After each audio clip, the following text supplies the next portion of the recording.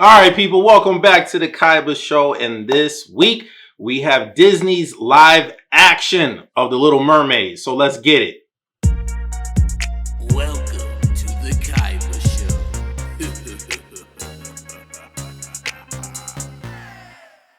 All right, people. So The Little Mermaid is starring your girl, Halle Bailey. We got Melissa McCarthy and Javier Bardem, and it's directed by Rob Marshall. And basically, the premise of this movie. First up, you should already know the premise of this movie because by now we all should have watched the animated version of the Little Mermaid. Excuse me. But basically, the premise is, you got Ariel. She's a mermaid. And she wants to live with the humans. She want to be, on top of the ground, walking around with feet. And, she's very intrigued by, Eric. And that's basically, the premise of the movie, her curiosity with the real world. She doesn't want to live in the water no more. She wants to live on, on the ground, on the dirt. So with that being said, without ruining too much, let's get straight into it. So basically, out of most of the Disney live action movies, I will say I was fairly entertained with this one. I think this might be up there in my top live action movies from all like the animated movies that they have been turning into live action lately. This is probably one of my favorites, people. I'm not gonna lie. Compared to like Lion King and Aladdin and stuff like where I was disappointed, this is probably the least disappointed live action movie thus far. Acting wise, Haley Bailey and everybody, Melissa McCarthy. First off, Melissa McCarthy like wowed me. I went in there with low expectations. I didn't know how she was gonna do as Ursula, but yo, Melissa McCarthy like killed it as Ursula. Holly Bailey, she killed it too. She did a really awesome job as Ariel. Everybody did a good job. Javier as King Triton. Everybody did a good job in this movie when it came to the acting. The storyline is the storyline, so it's not a storyline that we're not familiar with. So the storyline is good. I like also how the runtime is longer with the live action versus the animated. The animated, you already know, guys. Usually these animated movies are like 80 to 90 minutes long. So let's just say an hour and a half. This movie has like a runtime of like 2 hours and maybe like 5 minutes. So it has like an additional like 45 minutes. Which is a little unnecessary. You definitely do feel the runtime with this movie, but I do appreciate it because I feel like they kind of fleshed out Eric a little bit more. You kind of get like a better understanding of his character, like a little bit more of his backstory on him, and I kind of appreciated that with this movie. The visuals were pretty good. They're no Avatar, but I will say the CGI. There were some stunning moments in the movie, especially with the underwater elements. Like I said, it's no Avatar. Avatar is the king when it comes to that stuff, especially Avatar 2 with the water effects and showing like that marine life.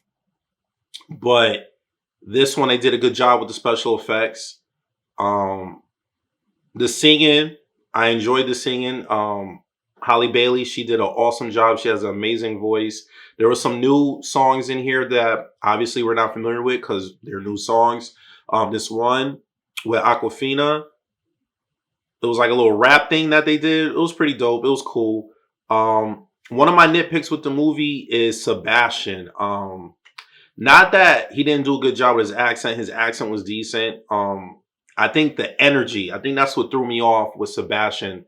His energy level wasn't on the level of the original actor that played Sebastian the Crab. So like, I don't know, it was just something about Sebastian, and I think that's what it was. It was an energy level. It threw me off with the movie. So that was like one of my negatives when it came to the movie. There's a few other negatives, but not enough for it to like take me out of the movie, and I didn't enjoy it. I actually compared, like I said in the beginning, compared to a lot of live action Disney movies lately, I was actually entertained that if you never saw the animated movie to compare this one to, I think it's a fairly well-made movie. If you've never seen the animated movie, and I know for the most part they always try to go like a little bit different. They don't try to use the same blueprint of the animated movie, but I feel like with this movie they did a good job. So on a Kaiba scale of 1 to 10, I'm gonna give The Little Mermaid a soft 8. Sebastian, I needed that energy like how I remember. I haven't seen The Little Mermaid in years, like years, so I don't remember it like scene for scene. But I swear on everything, Sebastian's energy level was better, like more, he was more hyped and animated. Like before the genie, that was the energy level. You know what I'm saying? Like Robin Williams brought that energy to the genie, and I felt like before him, Sebastian was like the loud animated character. So I don't know. I think that was one of my big gripes with the movie was Sebastian. Oh, Flounder, Flounder. I did not like that Flounder looked like he's been on the diet.